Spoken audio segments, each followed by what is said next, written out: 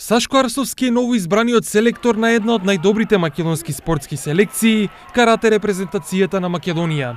За Арсовски нема поголем предизвик од тоа да се предводи најугледната македонска репрезентација. Сите ние знаеме дека нашата федерација, односно Македонската карате федерација, е прогласена за најдобро организирана федерација во сите спортови во Македонија и јас се надевам дека ќе го држиме тоа ниво и ќе бидеме најдобри.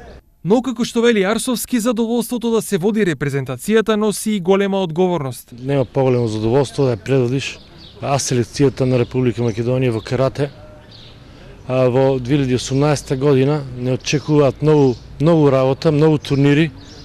Најпрво ќе кажам, не очекуваат квалификационите турнири за Олимпските игри во Токио, каде го ставаме најголемиот акцент на нашата работа.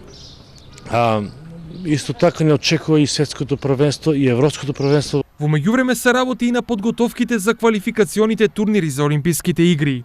Право на учество на квалификационите турнири имаат топ 50 пласираните на ВКФ листата, каде што Македонија има 12 своји каратисти. Она што ги прави Штип и Истокот особено горди е тоа што Емил Павлов е второпласиран каратист во Македонија и 25-ти на ВКФ листата, додека Жарко Арсовски е 5-ти во Македонија и 34-ти на листата.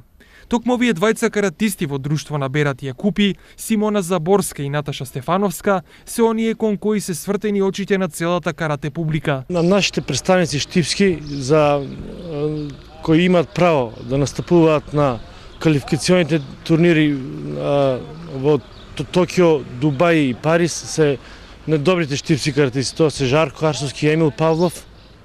Се надеваме на добар резултат. Дека каратето е еден од најдобрите спортови во Македонија, освен медалите, говорат и признанијата од спортист на годината, каде што на национално ниво за спортист на годината беше номиниран Емил Павлов, кој беше избран и за спортист на годината на Штип, додека федерацијата беше избрана за најдобра спортска федерација во Македонија.